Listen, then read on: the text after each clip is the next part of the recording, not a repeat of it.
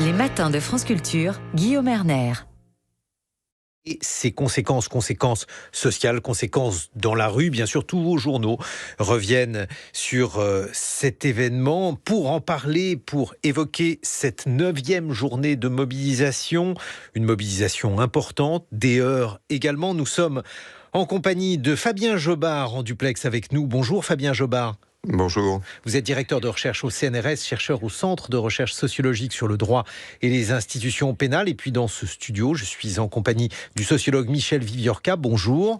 Vous êtes directeur d'études à l'EHESS. J'ai sous les yeux 2 journaux qui résument finalement la tonalité donc des commentaires au sujet de la journée d'hier. Michel Viviorca, La République en masse, c'est la une de Libération.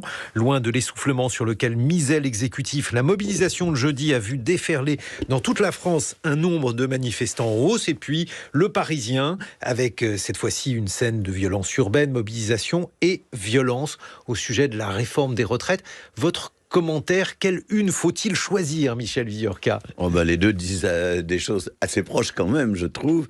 L'idée de République en masse, c'est ça, c'est quand même une façon de dire 2 choses. De dire 3 choses. Ça marche, donc ça bouge.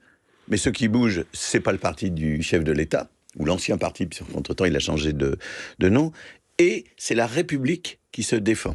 Autrement dit, la République, l'idée républicaine, les valeurs de la République sont du côté de cette mobilisation et pas du côté du pouvoir. Donc cela nous interpelle sur l'idée même de République. Et en ce qui concerne l'autre titre, il insiste sur, effectivement, cette apparition de violence, ce qui n'était pas le cas jusqu'ici. Et ça me donne beaucoup à réfléchir, en réalité. Je vais vous dire pourquoi. Parce que on pourrait penser que ceux qui viennent casser, en particulier les Black Blocs, mais peut-être pas seulement. À Bordeaux, il semblerait que ce ne soit pas forcément des ultra-gauches qui soient venus brûler la porte de la mairie. Cette violence, elle semble à la fois totalement extérieure au mouvement et avoir quelque chose à voir avec ce qu'il véhicule. Et donc, c'est difficile pour moi de savoir exactement ce qu'il en est. Quel est le lien entre une violence qui ne surgit pas de l'intérieur du mouvement, mais qui vient dire quelque chose qui a quelque chose à voir avec le mouvement. Voilà, donc là, il y a quelque chose de paradoxal. Fabien Jobard, au sujet donc des scènes auxquelles on a assisté hier, dans la suite un peu de ce que l'on a observé pendant la mobilisation des Gilets jaunes, il y a beaucoup de vidéos qui ont circulé incriminant certains policiers, incriminant donc des violences policières, et notamment on parle de plus en plus des actes violents commis par la Brave M, et j'aimerais que vous nous expliquiez ce qu'est la Brave M. La Brave M, c'est la brigade de répression de l'action violente motorisée, M pour motorisé, c'est-à-dire c'est un dispositif qui avait été mis en place au tout début des manifestations Gilets jaunes à Paris par le préfet de police de l'époque, monsieur Delpuech, sous le nom de DAR, détachement d'action rapide, et qui a été transformé, en tout cas le nom a été transformé par son successeur Didier Lallemand. Donc ces Braves M ne sont pas des policiers qui, comme les gendarmes mobiles ou les CRS, vivent ensemble, travaillent ensemble, sont entre guillemets encasernés parce qu'ils sont formés principalement, voire exclusivement au maintien de l'ordre. Ce sont des policiers qui relèvent de diverses compagnies de sécurisation, brigades de sûreté urbaine, parfois brigades anticriminalité, qui rejoignent qui se transforment en braves M les jours où ils sont appelés à le faire, et qui donc déboulent sur le terrain pour essentiellement pénétrer dans les cortèges, pénétrer dans les rassemblements et effectuer des interpellations, ou bien simplement intimider par la puissance des motos qui portent les policiers à l'arrière, par leur rapidité d'intervention, intimider les manifestants. Le souci que l'on voit là, c'est que ces braves M, et c'est pas vraiment ce que je disais au début de leur formation, il y a 4 ans. Ces braves M ressemblent de plus en plus à leurs funeste prédécesseur, les pelotons voltigeurs mobiles, qui avaient été formés après mai 68 et qui avaient été responsables du tabassage mortel de Malik Oussekine en 1986. Alors pourquoi je dis ça ? Parce que on voit des policiers qui semblent n'avoir plus de contact du tout avec leur hiérarchie, avec leur commandement, voire avec la salle de commandement, qui se lancent à pied dans des courses-poursuites particulièrement longues, donc qui les isolent les uns des autres, et qui, tabassent les gens qu'ils voient autour d'eux. Et j'insiste sur gens, c'est-à-dire que sont pas forcément des personnes qui se sont livrées à des délits, des destructions, des dégradations ou autres, mais c'est indifféremment la petite foule qui les entoure, et puis ensuite ils se regroupent sans avoir procédé à des interpellations, des sécurisations, le tri entre des fauteurs de troubles et des manifestants. Et donc évidemment, on voit là des images d'une troupe violente sans finalité vraiment bien procéduralement définie. Michel Viviorca, votre réaction? C'est pas le groupe Wagner, quand même pas. Mais enfin, il y a quand même quelque chose d'un peu inquiétant dans ce que vient de décrire Fabien Jobard. Je trouve que c'est quand même très préoccupant.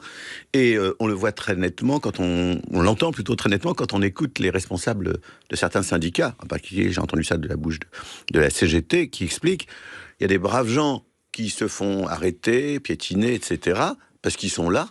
Tandis que les vrais casseurs, eux, ils savent très très bien se débiner, filer, etc.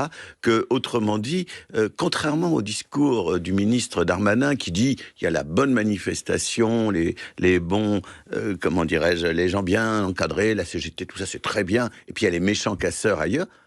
Contrairement à ça, le travail de la police ne discrimine pas les deux, et je dirais même va du mauvais côté. Mais alors, justement, Michel Viviorca, vous qui avez travaillé sur la notion même de mouvement social, on a entendu hier des manifestants dire à l'intérieur donc de ces manifestations que la radicalisation, la violence, ils ne l'admettaient pas nécessairement, en tout cas ils la comprenaient. Est-ce que ça c'est un phénomène nouveau du côté donc de ces manifestants? Le rapport à la violence est toujours compliqué. D'abord, certains deviennent violents eux-mêmes. Parce que vous êtes pris dans la nasse, vous n'avez pas compris ce qui se passait, et puis on vous a piétiné ou autre, vous devenez vous-même enragé, premièrement. Deuxièmement, tout le monde a en tête le souvenir des Gilets jaunes, évidemment. Et tout le monde se souvient qu'ils ont finalement été entendus parce qu'ils étaient violents. Et puis enfin, il y a ce sentiment extrêmement puissant, qui est très impressionnant, d'être méprisé, maltraité, etc., par un pouvoir qui a détruit toutes les médiations possibles. On a eu, j'avais presque envie de dire, l'intervalle parlementaire.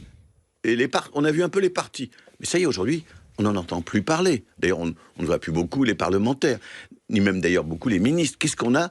On a le chef de l'État et, alors, le peuple, la foule, pour reprendre les deux mots qui ont été opposés. Et donc, entre les deux, la police, la répression et rien d'autre. Et donc, si vous voulez, ça ne peut que favoriser le passage à la violence. Fabien Jobard, cette violence, donc, elle a été montrée hier. Alors, il y a d'ailleurs différents types de violences, apparemment, des violences d'extrême droite, semble-t-il, c'est ce qui se serait passé à la mairie de Bordeaux, d'autres violences liées au Black Bloc, et puis enfin, bien sûr, les violences policières que l'on a évoquées. Comment s'organisent ces trois types de violences? Je ne sais pas d'ailleurs si on peut parler de trois types distincts. Bref, comment vous qui avez travaillé sur ces phénomènes-là voyez les choses? Si, vous avez raison de parler de trois types de violences. Et c'est vraiment très important de distinguer des groupes qui sont organisés en vue de commettre des violences parce que ces groupes-là estiment que ce n'est que par la violence que l'on peut obtenir quelque chose, voire parmi eux des groupes qui veulent de toute façon abattre les institutions et qui n'ont jamais cru à l'espace parlementaire, à la discussion parlementaire, et qui disent aujourd'hui, vous voyez, on vous l'avait bien dit, même le président de la République méprise le Parlement, donc ce sont les institutions qu'il faut abattre. Ça, c'est un point de vue extrêmement minoritaire parmi les cortèges manifestants, mais bien sûr, ce sont les manifestants que le cours des événements, et notamment le 49.3, met en avant. Ils ont une base de légitimité qui est bien plus large que celle qu'ils pouvaient espérer auparavant. Et puis, vous avez bien plus nombreux des manifestants qui ont pris part aux différentes mobilisations et qui estiment que, dans le fond, le jeu institutionnel ne peut plus répondre à leurs revendications, à leurs positions. Ils ne sont pas entendus et donc ils rejoignent le cours des manifestations. Alors, les uns se joignent à des manifestations non déclarées, des rassemblements non déclarés, qui ne sont pas évidemment illégaux. Les autres prennent part à des cavalcades. Les troisièmes alimentent des feux, détruisent des biens sur la voie publique et puis certains vont à l'affrontement avec les forces de l'ordre. Mais vous voyez, il y a tout un continuum et évidemment, le volume des uns et des autres varie très fortement en fonction de ce qui se joue sur la scène politique. J'insiste sur un point. Qui est très important. On ne naît pas manifestant, on ne naît pas émeutier. Il n'y a pas d'un côté les manifestants et de l'autre les jeunes violents, pour reprendre le vocabulaire policier. Non, on étudie, on comprend, on analyse, on estime aussi quelles sont les opportunités tactiques et quelles sont les impossibilités du moment. Et c'est comme ça que se forment des manifestations, des protestations qui sont souvent extrêmement variées et qui, dans le même instant, agrègent des personnes qui ont des intentions différentes. Et donc, ça appelle évidemment un travail policier beaucoup plus fin que celui que mettent en œuvre les braves dont on a parlé tout à l'heure, parce que eux, par leur action, ils légitiment évidemment le recours à la violence et ils fédèrent les manifestants autour des plus radicaux. Vous nous avez décrit cela, effectivement, Fabien Jobard. Michel Viviorca, on a affaire donc à l'origine à un mouvement social. Un mouvement social, généralement, ça permet de refroidir les passions, mais ça n'est pas aujourd'hui ce qui se passe, peut-être parce qu'on en est à la 9e journée, peut-être parce que l'on est à la suite du 49.3. Qu'est-ce qui peut se passer maintenant au sein de ce mouvement social ? Est-ce que les violences font partie aussi de ce mouvement ? Est-ce qu'elles en sont le prolongement logique ? Alors d'abord, je voudrais qu'on distingue maintenant deux choses. Il y a actuellement une lutte, un conflit, une mobilisation d'un côté. Et il y a d'un autre côté un mouvement qui vient dire des choses qui sont plus structurelles, qui sont plus inscrites dans la durée. Alors, en ce qui concerne ce moment précis de la lutte du conflit, tant que le chef de l'État ne donnera aucun signe de vouloir revenir sur la décision qui a été la sienne, et dans l'hypothèse où le Conseil constitutionnel, je dirais, laisserait filer, quitte à modifier un petit peu ceci ou cela, c'est une hypothèse bien sûr, alors, si vous voulez, le mouvement, la lutte elle-même est perdante. Et à partir de là, on rentre dans autre chose qui est la durabilité du mouvement dans le temps. Mais, même si les choses évoluaient, une lutte de ce type laisse comment dire, un impact très fort, nécessairement durable. Je voudrais juste faire une toute petite comparaison avec mai 68. Mai 68, ça s'arrête début juin, après la grande manifestation des gaullistes et les négociations de Grenelle, qui sont plutôt un succès, parce que le gouvernement et le patronat voulaient lâcher tout ce qu'il fallait pour que ça s'arrête. Donc les étudiants partent en vacances, les ouvriers retournent au travail, pour simplifier, et apparemment la lutte est terminée.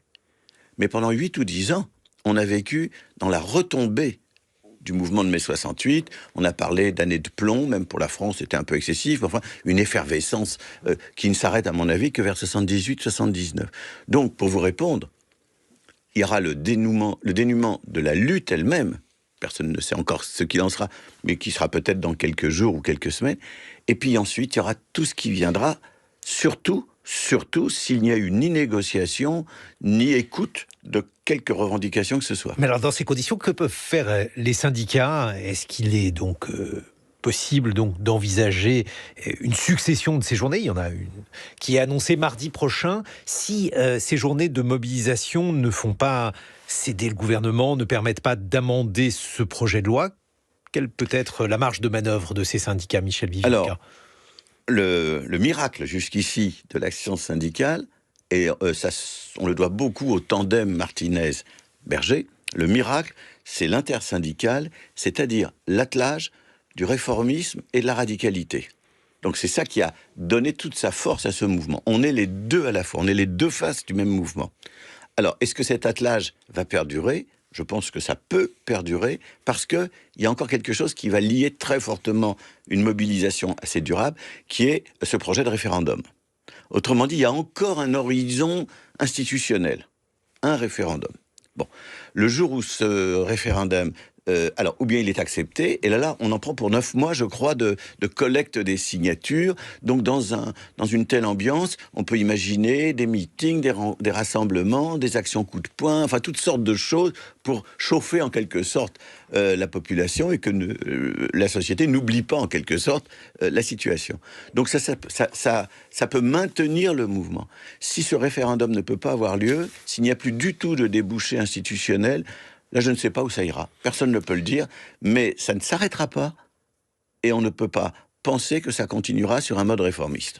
Fabien Jobard, même question sur les violences commises par la police, celles commises par les manifestants. Qu'est-ce que l'on peut imaginer ? La doctrine de maintien de l'ordre française est largement critiquée à chaque manifestation. Est-ce qu'il est possible d'envisager une réforme de cette doctrine, puisqu'il est aussi question donc de tenter quelque chose contre les violences policières ?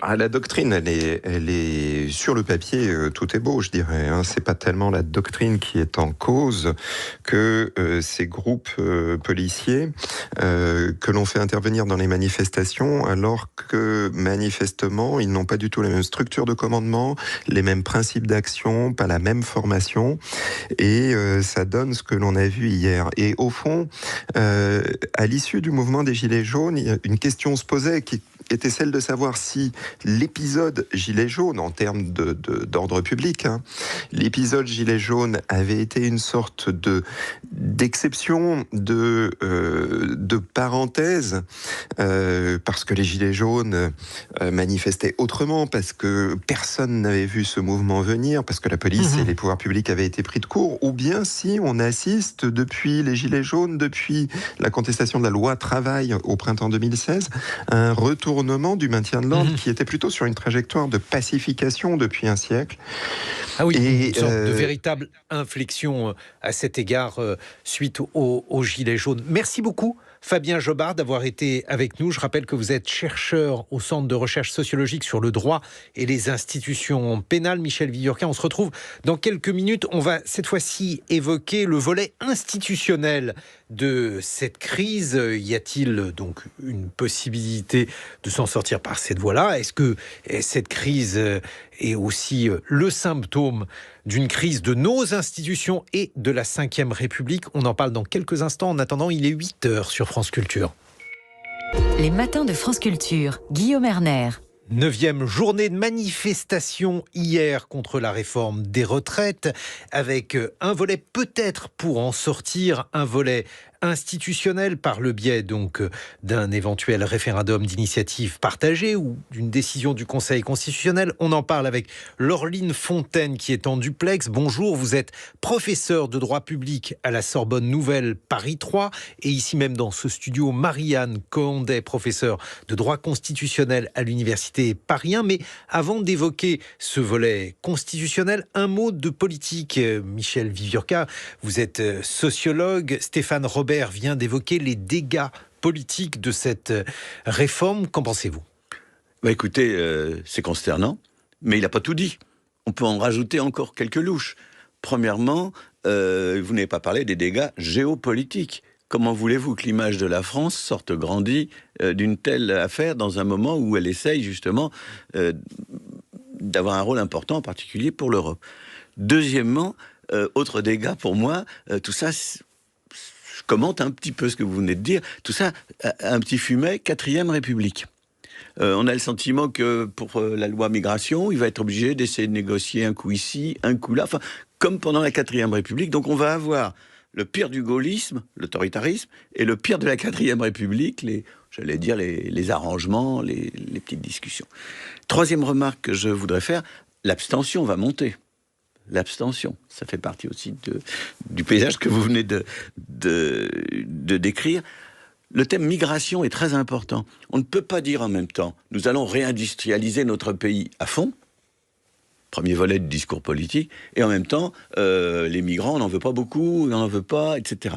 Et donc, comment est-ce qu'on va pouvoir réindustrialiser le pays? Et je ne parle même pas de la démographie, mais comment est-ce qu'on va pouvoir réindustrialiser ce pays s'il n'y a pas une politique d'appel pour des migrants? Enfin, vous l'avez dit, je vais le redire à ma manière, je pense que après avoir détruit les autres, la gauche classique, la droite classique, non pas tout seul, les processus étaient déjà bien engagés avant Emmanuel Macron, mais je pense que ce que vous avez commencé à évoquer, c'est le début de destruction de sa propre base, de son propre parti. Ils sont tous dans les starting blocks. Les futurs candidats à la présidentielle, ils vont évidemment pas se faire de cadeaux à l'intérieur de la même majorité. Sans parler donc de l'image de tous ces députés qui ont suivi assez aveuglement le président et qui vont devoir un jour, s'ils veulent être réélus, s'expliquer devant des électeurs qui ne sont pas très d'accord. Donc oui, vous avez raison, Stéphane Robert, c'est très impressionnant cette perte d'un capital politique qui aurait pu être prospéré. Dernier mot, je pense que le discours du « en même temps » s'avère avoir été un mythe, c'est-à-dire une façon imaginaire de régler des contradictions qu'en réalité on ne sait pas régler concrètement. Alors, y a-t-il une possibilité de régler cette crise de manière constitutionnelle, par exemple, grâce donc à un référendum d'initiative partagée? Marianne Cohandet, vous enseignez le droit public à la Sorbonne Nouvelle Paris. On a entendu dans le journal de 8 heures une notice explicative du référendum d'initiative partagée, peut-être un petit cours de rattrapage pour ceux qui n'ont pas été attentifs pendant le journal de 8 heures. Oui, alors le référendum d'initiative partagée est un référendum qui en réalité est un référendum d'initiative parlementaire, puisque c'est 1/5 des membres du Parlement qui doivent proposer une loi, faire une proposition de loi qui doit être soutenue par 1/10 des électeurs. 1/10 des électeurs, c'est colossal. Lorsque, dans d'autres pays, on a des procédures comparables, le nombre d'électeurs qui doivent soutenir est beaucoup plus faible. C'est de l'ordre de 1%. Là, on a 1/10 des électeurs inscrits. C'est même pas la population, donc c'est énorme. Et on avait vu déjà un début de cette procédure dans la procédure sur les aéroports de Paris. Et on avait vu qu'on n'avait pas réussi à obtenir le nombre de signatures exigées. Là, c'est possible, parce qu'il y a un tel soulèvement populaire qu'il est fort possible qu'un nombre aussi impressionnant de signatures puisse être collecté. Ceci dit, il faut bien voir que cette procédure est organisée de telle façon que cette initiative va être soumise aux chambres, au Parlement, et il suffit que les parlementaires examinent la question pour qu'on n'ait pas de référendum ensuite. Donc, on n'a pas C'est-à-dire, expliquez-moi. Eh bien, c'est-à-dire que l'article 11 dispose que si la proposition n'a pas été examinée par les deux assemblées, dans le délai prévu par la loi organique, le président la soumet au référendum. Donc, si les parlementaires examinent la proposition, le président ne doit pas soumettre la question au référendum. Autre chose, la proposition qui a été faite pour l'instant dispose que on ne peut pas exiger une durée de travail supérieure à 62 ans, mais dès demain, une autre loi peut tout à fait disposer le contraire. C'est quelque chose qui serait d'un niveau législatif. Donc, c'est vrai que ça peut être une solution. Ça peut être une solution s'il y a une certaine sagesse du président et des parlementaires pour donner le dernier mot au peuple et apaiser cette crise.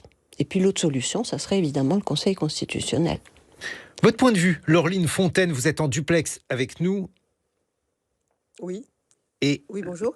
Si vous avez entendu Marianne Cohandet, donc elle tentait donc de nous expliquer ce référendum, qui est un référendum un peu complexe. Pensez-vous qu'il y ait une possibilité, une issue dans cette crise par un biais constitutionnel, un référendum d'initiative partagée ou alors peut-être une décision du Conseil constitutionnel.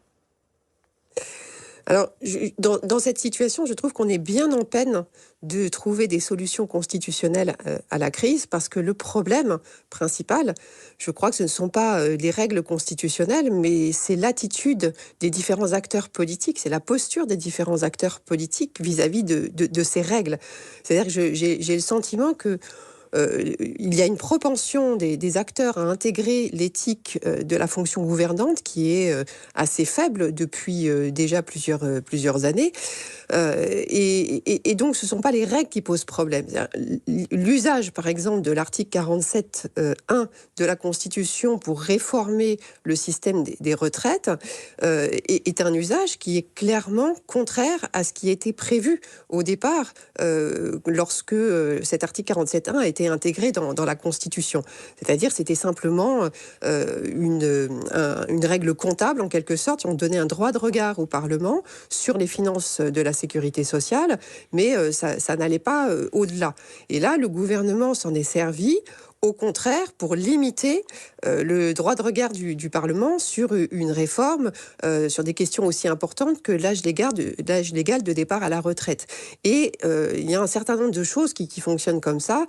Le Conseil constitutionnel lui-même tend quand même assez sensiblement à ignorer un certain nombre de dispositions constitutionnelles. Donc je pense que la problématique, malheureusement, elle est plus dans la manière dont on considère les règles constitutionnelles, dont on s'en sert.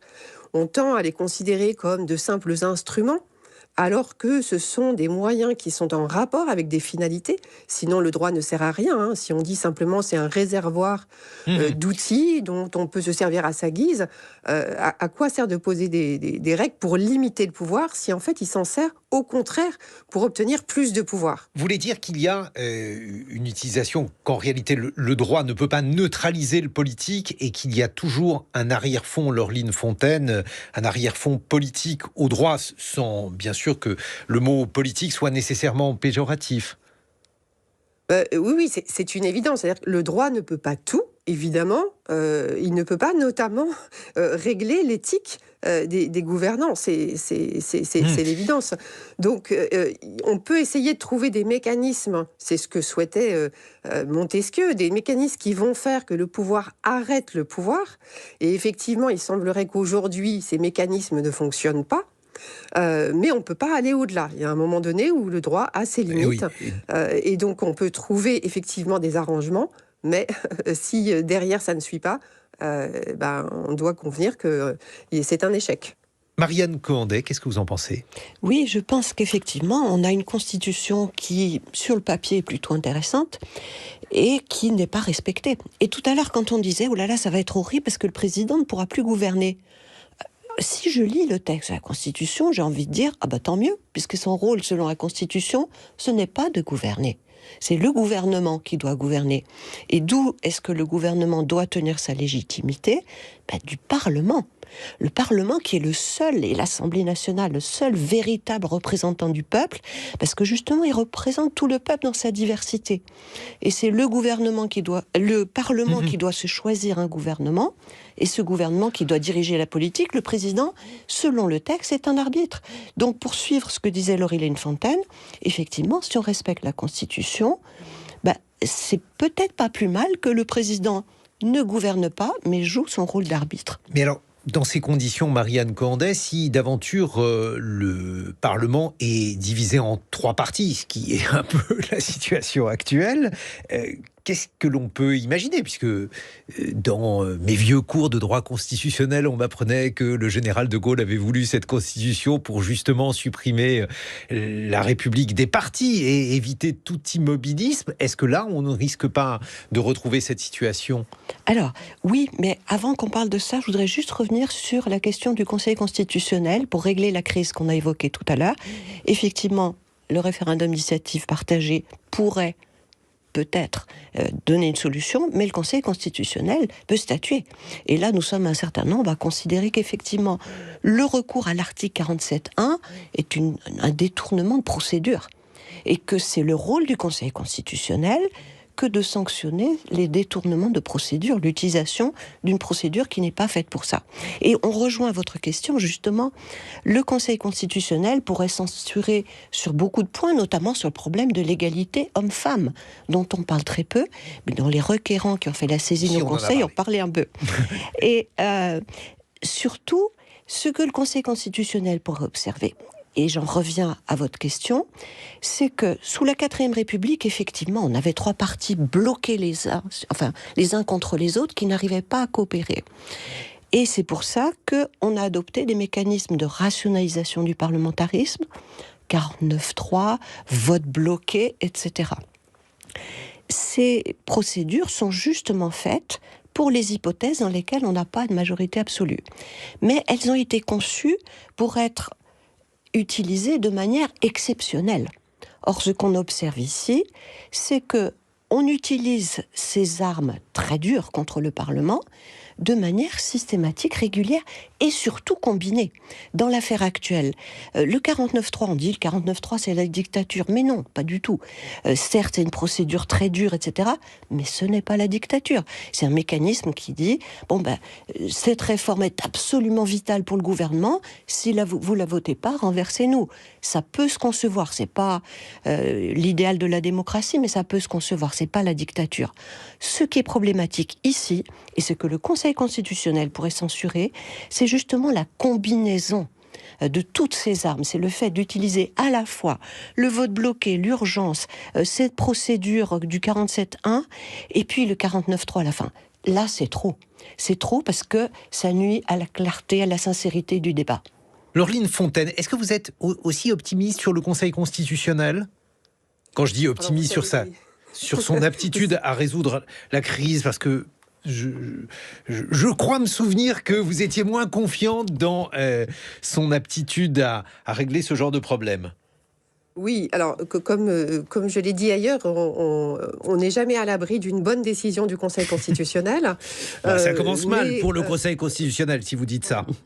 Oui, alors j'allais dire bêtement, c'est pas moi qui ai commencé, en ce sens que ça fait quand même des années que le Conseil constitutionnel rend des décisions dans des conditions vraiment indignes de la justice d'un pays démocratique. Ça, il n'y a pas de difficulté là-dessus. Vous n'y allez pas néanmoins avec le dos de la cuillère. Non, mais au bout d'un moment, je pense que justement... Donnez-nous un exemple pour que l'on comprenne quelle décision... Écoutez, le principe de la justice dans un pays démocratique, c'est qu'elle doit être indépendante et impartiale. Bon. Et pour remplir ces conditions, il faut notamment que celui qui contrôle, celui qui est juge, ne soit pas une des parties. Or, c'est exactement le contraire qui se passe en France, puisque les contrôleurs, ceux qui sont membres du Conseil constitutionnel, sont tous issus ou du gouvernement, ou du Parlement, ou des cabinets ministériels, c'est-à-dire les mêmes qui font la loi. Et il arrive même parfois que certains conseillers jugent d'une loi dont ils ont adopté le principe lorsqu'ils étaient au gouvernement, ou jugent d'une loi dont ils ont édicté pour la défendre une circulaire d'application. Donc je pense que ça pose un problème quand même de collusion qui est très fort et qui jette en quelque sorte un doute assez légitime sur le sens des décisions qui sont rendues. Donc effectivement, je crois que le Conseil constitutionnel aujourd'hui ne fait pas partie de ces freins qui pourraient être apportés à une mauvaise lecture de la Constitution. Peu importe d'ailleurs qu'on pense que la Constitution est bonne ou pas bonne. En tout cas, le Conseil constitutionnel ne joue pas ce rôle. Je voudrais juste ajouter aussi que le Conseil n'est pas le seul. Parce que dans cette séquence que nous vivons actuellement, on ne parle peut-être pas assez de l'attitude des parlementaires. Parce qu'ils disposent d'un certain nombre d'armes pour contrer effectivement cette succession qu'a rappelé Marianne Cohandet d'usage de l'article 47.1, de l'article 44.3, puis de l'article 49.3, de l'urgence qui est déclarée systématiquement pour éviter la durée de la délibération. Mais les parlementaires disposent d'un certain nombre d'armes dont ils ne se servent pas, ils ne contrôlent pas le gouvernement. Et ce qui s'est passé pour la motion de censure est assez intéressant, puisqu'on a vu certains députés LR dire, moi je vote la motion de censure parce que j'assume devant mes électeurs de ne pas être d'accord avec la réforme des retraites et de me représenter devant eux. Ça veut dire à l'inverse que beaucoup d'autres parlementaires, en fait, ont tout simplement peur de revenir devant les électeurs en cas de dissolution.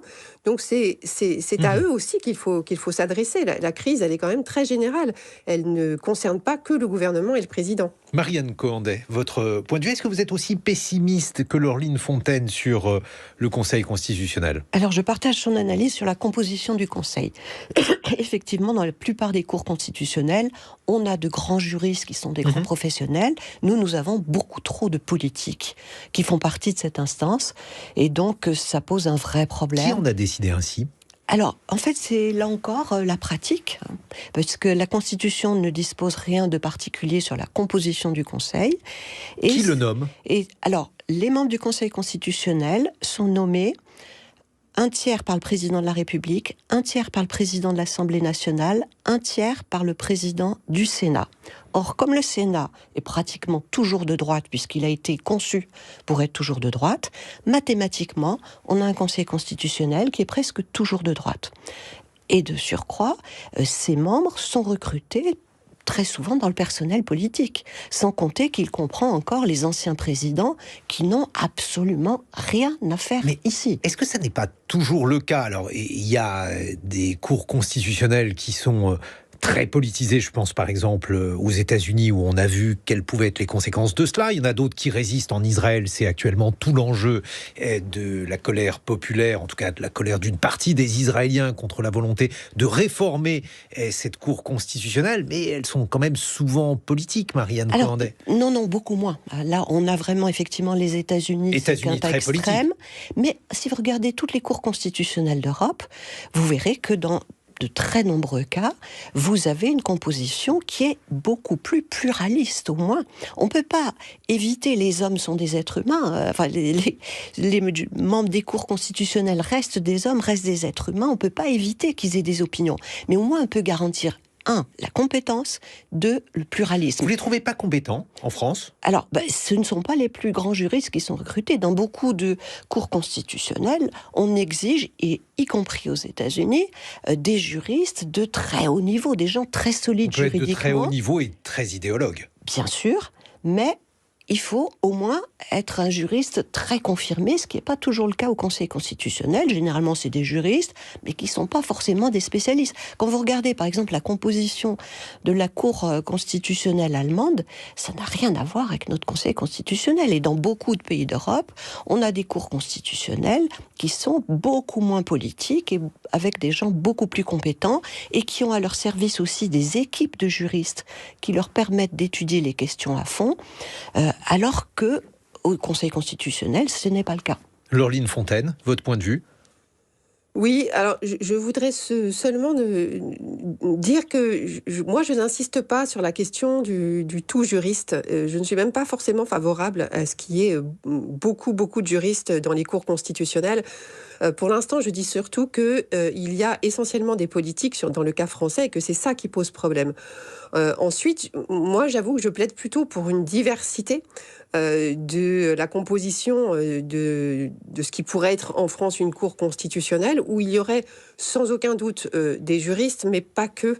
Et heureusement, parce que je ne crois pas nécessairement, on va dire, au bienfait d'une cour composée exclusivement d'experts. Non, ce qui pose réellement problème, c'est qu'il n'y ait que des politiques. Et c'est en gros le cas. Même aujourd'hui, vous avez par exemple la conseillère Véronique Malbec, qui est une grande juriste, elle est magistrate, elle a une grande expérience, mais lorsqu'elle a été nommée, elle était directrice du cabinet du garde des Sceaux, ce qui montre bien la connivence entre le Conseil et le pouvoir politique. Alors ensuite, qu'on y mette de très hauts juristes, c'est une chose, mais je crois qu'on ne doit pas du tout limiter la réflexion à cette question-là. Il y aurait, je pense, matière au contraire à ouvrir, d'abord à augmenter le nombre de juges, parce que 9, je pense que c'est très insuffisant, et ensuite à diversifier à la fois professionnellement et socialement cette instance dont je rappelle que le rôle est d'opposer la parole constitutionnelle